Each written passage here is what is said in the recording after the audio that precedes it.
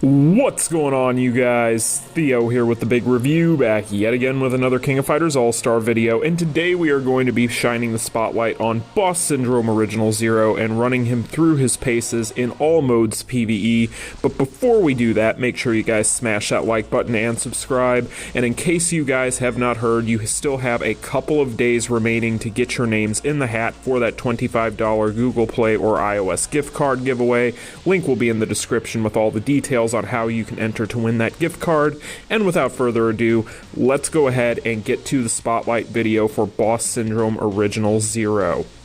And starting off with the typing and the leadership skill, as always, Boss Syndrome Original Zero is going to be a purple attack type, which is a very good combination to have for several different reasons. The purple attack typing combination in particular is going to be good for higher levels of Reviving Hell's Dungeon, where you will find it called for, and the attack typing in general is always welcome just because you are going to have a lot of options for leaders for this character. So in things such as Immortals, that will come in handy, but a very good typing, needless to say. Now, as far as the leadership skill is concerned, he is going to increase purple element fighters' attack by 50% and their power charge rate by 15%. This is a really solid overall leadership skill. You're getting a little bit extra attack for a little bit less power charge rate there with that leadership skill, as opposed to some of the ones that we have seen on a lot of these characters.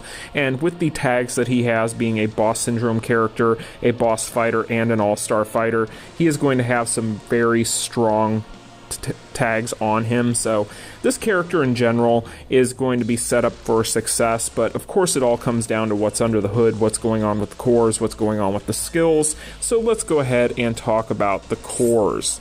Now, right off the bat, Boss Syndrome Original Zero sets himself apart from other limited banner characters in a big way because he is going to, instead of having a power charge rate increase on his cores, have an increase to his poison attack damage by 30%. Now, whenever you look at this right off the bat, you might think to yourself that this is going to be to his detriment, but whenever you get a chance to actually sit down and play with him, you begin to realize why they likely did not give that to him, because it was more than likely just a balancing tactic, as if he would have had this, he probably would have been a little bit too much, and considering the fact that he's already able to fire off his finishers very often and very reliably, outside of maybe particular instances when it comes to Immortals where he might not have the proper leader setup, which we'll talk about, then that comes up there, but overall still very, very powerful, and I can see why they didn't give it to him. Now, when it comes to his exclusive cores, he's going to have Edge of Death with a 30% chance to reset the active skill cooldown upon landing a skill, guard included, on a bleeding target on a cooldown of 30 seconds, and then a 30% chance to increase attack by 40% for 7 seconds upon landing a skill, guard included, on a poison target with a cooldown of 12 seconds. So basically, this character is going to be able to dish out two different dots, which are going to be bleed and poison, and with this core here, he is going to get varying effects based upon attacking a character that is dealing with those dots.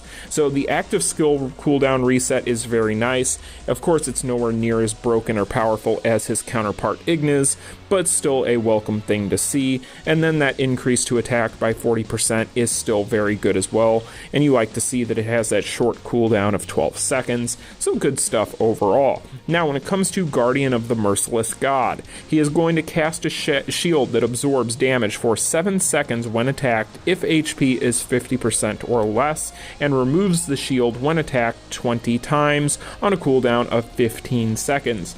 So we've seen this in the past on a new character recently. We had joked that it was going to come back and be on one of the limited banners that was coming up soon, and of course the very next one we have a character that has a similar effect. Now, his is going to be a little bit better than Hanako's because his is actually going to be 7 seconds instead of 5, and he's going to be able to absorb a little bit more, but overall this is a really nice core. Reason being is that that shield cannot be removed with certain effects by certain characters as of yet. I'm sure down the road we will have characters that can remove this, but being that it is going to be something that is not removable, that comes up a lot in PvP, not particularly in PvE, but still a awesome little core.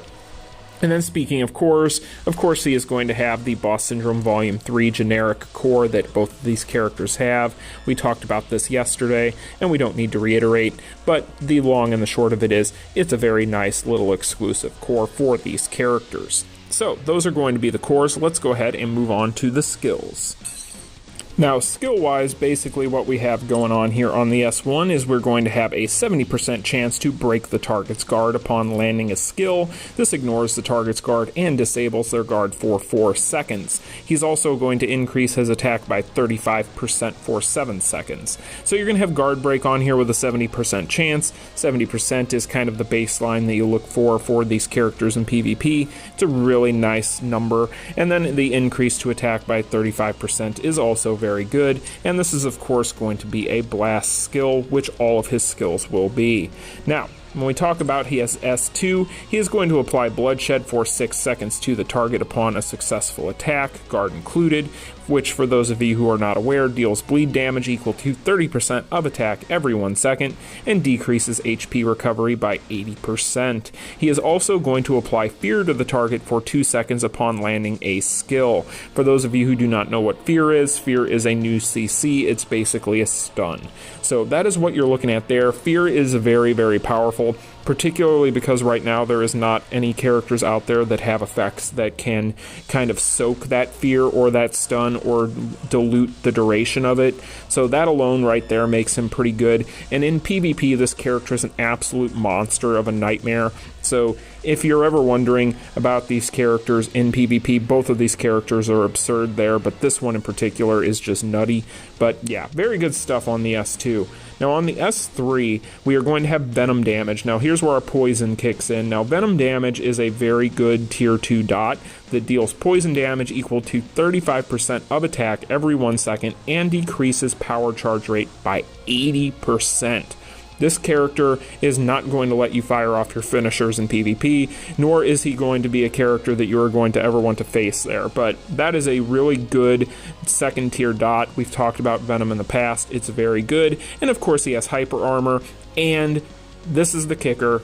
This is an interrupt. So this skill right here is his best skill by far. The S3 being an interrupt, being that it is a full screen, being that it has Venom, and that it has hyper armor. This is a wonderful skill for him. It has an extremely quick startup, which we'll talk about whenever we look at the skill previews, but good stuff here. Now, when you take a look at the finishers, you will notice that he does not have any effects on these finishers whatsoever. Now, other things to talk about here, we do have a card to talk about. So if you take a look at the finisher here, this 3PG is going to increase his critical rate by 5% and his critical damage by 20% for 10 seconds after use. Really good stuff. He is going to have some nice crits on his kit, and that's going to help his overall damage output, which he really doesn't need a whole lot of help with, considering the fact his damage is already very strong. Now, if you want to know about Imprint Stones, my advice to you guys is to go with the attack stones for these Boss Syndrome characters, with one caveat being that I did put the Volume 1 stone on this character, and the reason why I did that is going to be the fact that this is going to increase your blast active skill damage by 15%, and being the fact that all of his skills are going to be blast active skills, this is a really good stone for this character. But otherwise, I went ahead and I just did the Volume 3 stones here for him on the other 2 slots. So that is going to be Boss Syndrome Original Zero's kit. Let's go ahead and take a look at the skills. Now, leading off right off the bat with the basic string. This time around, the basic string is going to be very powerful, as it is going to boast off the ground with that first hit. You like to see that, especially with your really fast basic combos, so this is going to help you out quite a bit with your juggling capabilities with Boss Syndrome Original Zero. Now, when we talk about the S1, Glaugon is going to return in a huge way with a full screen that is off the ground and is extremely fast. So Glaugon, as always, is going to be a major major perk to this character's kit and a really solid skill. On the S2 is going to be mostly interesting because it attacks from not only in the front but also behind. It does have off the ground and it is full screen. This makes for some interesting tactics. You can kind of catch characters whenever they're rolling and trying to get behind you and this, that, or the other thing with this. So overall with this skill you can kind of get tricky with it, and it's a fun one just to cast out there and see what it hits. Now moving on now to the S3. The S3, as we had mentioned, is going to be his best overall skill. Now something to keep in mind with this, it does have full screen capability, but you're not going to necessarily do a whole lot of damage from that range, but you will be able to cast your hyper armor and get that poison effect out there. Now it also does have off the ground, so keep that in mind, but you will need to be fairly close in order to achieve that. So that's just another little quirk to this move that you'll want to kind of keep in mind next time you use it. Now, on the core finisher, this is going to actually be one of his best weapons in Guild Raid, particularly for shredding shield. This is going to have a ton of multi-hits, so if you want to use this in Guild Raid to shred the shield, then that is what I would recommend. It is a wonderful overall finisher. And speaking of wonderful finishers, we have the 3PG finisher that has everything that you would expect that you would want from a 3PG card finisher. It's going to be full screen, it's going to have a cinematic, it's going to have a long runtime, and it has a nice amount of multi-hits, making it another very solid entry to these 3PG card finishers, and overall the skills for this character are very tight. So let's go ahead now and move on to mobbing and bossing. So I'm not going to lie to you guys, when it comes to mobbing and bossing with this character, he is an absolute dream and one of the best that I've played with. There's really not a whole lot to complain about here. Now, the big thing with this character that makes him so good is going to be the XY axis of all of his skills. You can kind of just throw all these things out there and he's not going to really have much of a problem. Now, with the original Zero, it's a fun one to say, the Glaugan effect would sometimes split these mobs, and the XY axis as a result wasn't necessarily feeling like it was the greatest, but with this version of this character it does not seem like it splits. It seems like they've fixed the XY axis so that it actually works a little bit better in that regard, so overall good stuff. And when it comes to just general bosses, as you can tell from this RHD run, I could have easily finished this without much of any effort, so pretty much all you need to know about him in bossing and mobbing is he's just wonderful. Now when it comes to PVAI, PVAI is a very easy thing for this character. Really, if you're going up against this character, your AI better have some sort of damage reflection, because if it does not, you're probably not going to touch him. Overall, I have nothing really to complain about in PVAI, being that the fact that he is going to be so fast. We've talked about this in the past with PVAI, where the AI really doesn't know how to respond to extremely fast skills, especially ones that are going to be full screens, and being the fact that he does have a decent amount of those, this character is going to just kind of go in and bully whatever it is he's up against in this mode. So there's really not a whole lot I can say here that would be anything that would be too groundbreaking or game changing to you guys. I'm sure you've already tried him out in the League and Infinite Battle and maybe even the newest chapter of Fight, which is places that I've been using him quite a bit. Maybe not necessarily in League, considering the fact we haven't been able to use him there yet, but I digress. But definitely in Chapter of Fight especially, I've been using him quite often, and really there's not a whole lot that you can say negatively about him. It really just comes down to the fact that he's going to one-shot most of this stuff, and if he doesn't, then he's probably going to two-shot it, so it is what it is. Again, you better hope that you have damage reflection in PVAI against this character, otherwise you're likely not going to be doing any damage to him whatsoever. And then we get to Guild Raid. Guild Raid is going to be a fun topic for this character because basically with Guild Raid right now, this character is the best check to the expert difficulty for Boss Syndrome Geese. So if you want to go ahead and get yourself a character that is going to be able to cheesy solo this guy without much of any effort on a 1 key, you can go ahead and pick yourself up at Boss Syndrome Original 0 and he will get it all done for you. Now the nice thing about this character that makes him pretty interesting and kind of at the same time a little frustrating to play with is the fact that in this mode, you're basically just going to be firing off your finishers one after the other after the other.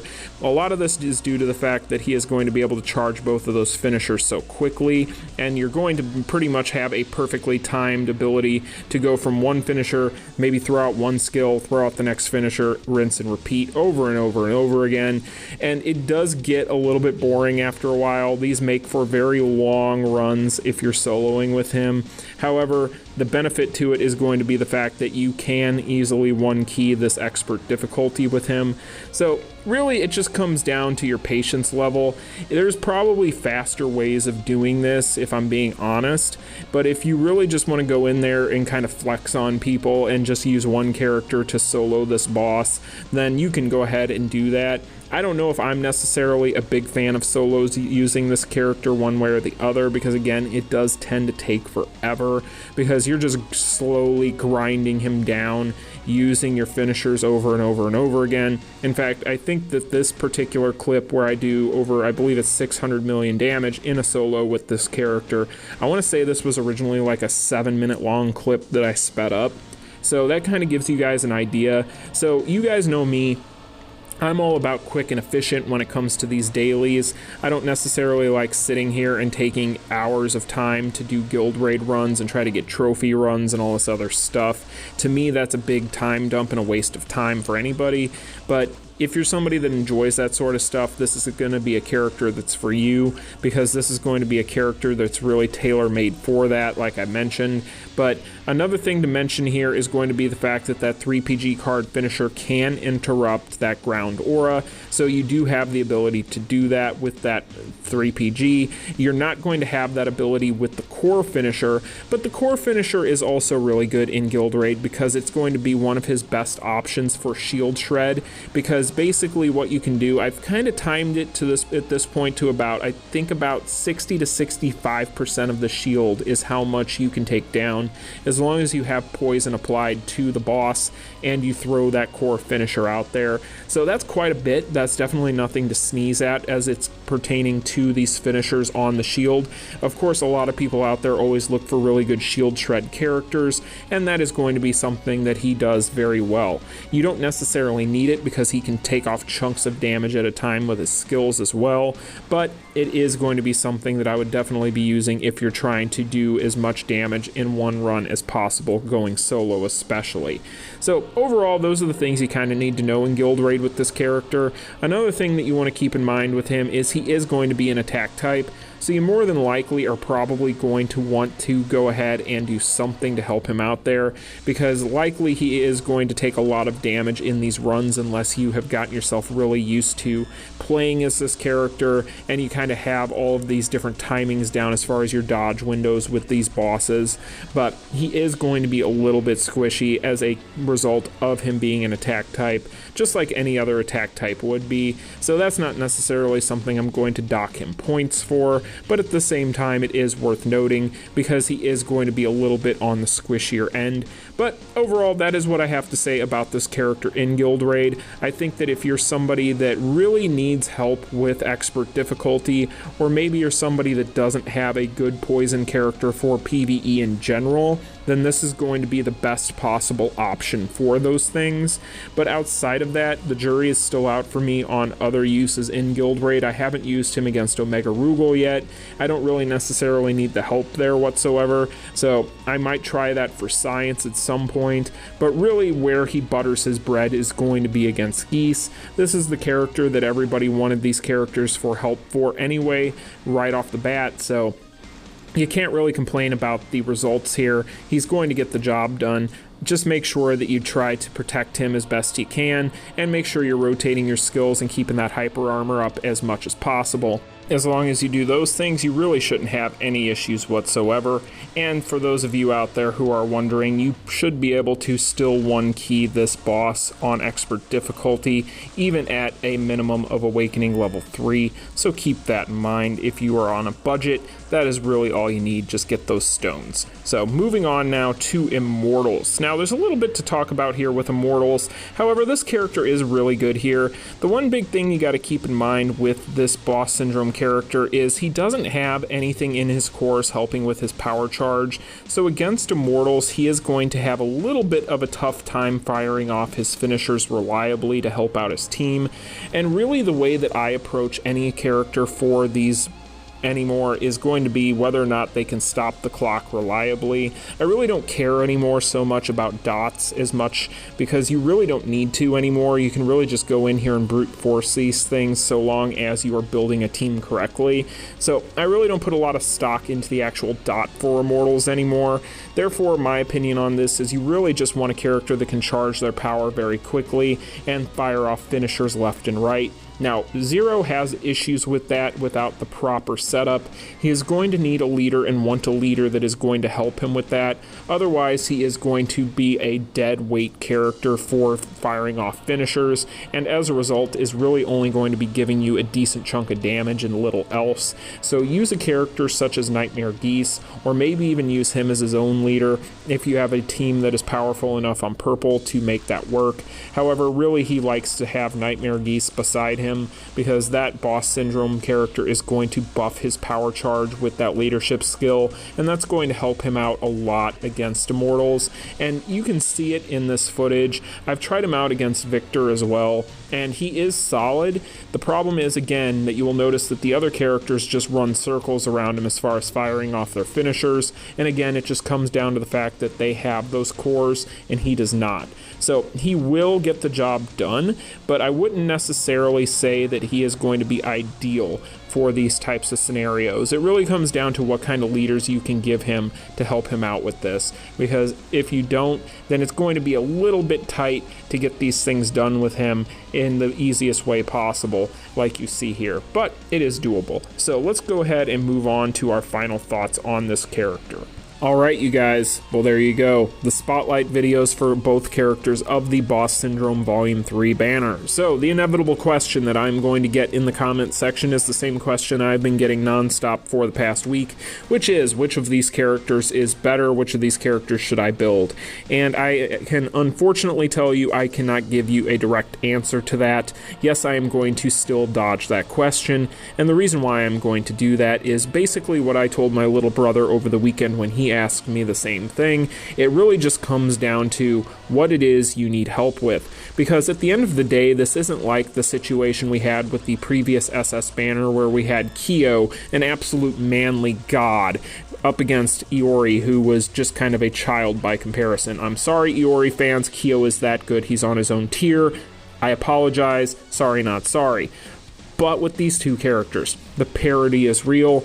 Both of them are going to be really good for specific things. I can't really sit here and play favorites with either of them, because to be honest with you guys, I've been actually trying to make this decision so that I could give you guys some sort of answer, and I really don't have a good one. I think that if you really want help with expert difficulty, or you just want a super solid damage dealing attack type character, maybe you need to fill a slot on your roster's purple team, maybe that is going to be something you look at. This character is going to be perfect for all of those things. If you need a character to complement your Boss Syndrome Geese and help out in Immortals, this character is going to be that.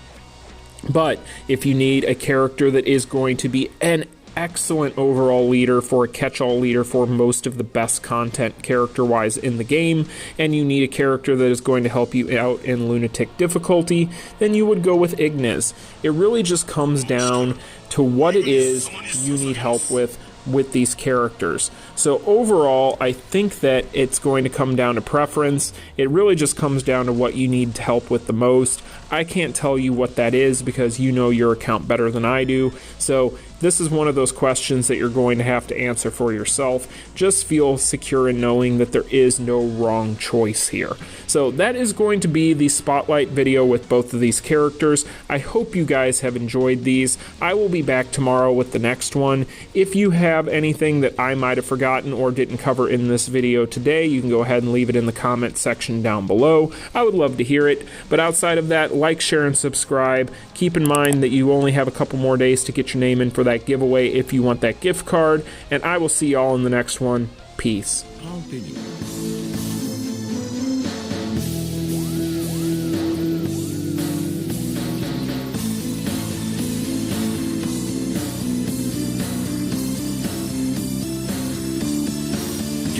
on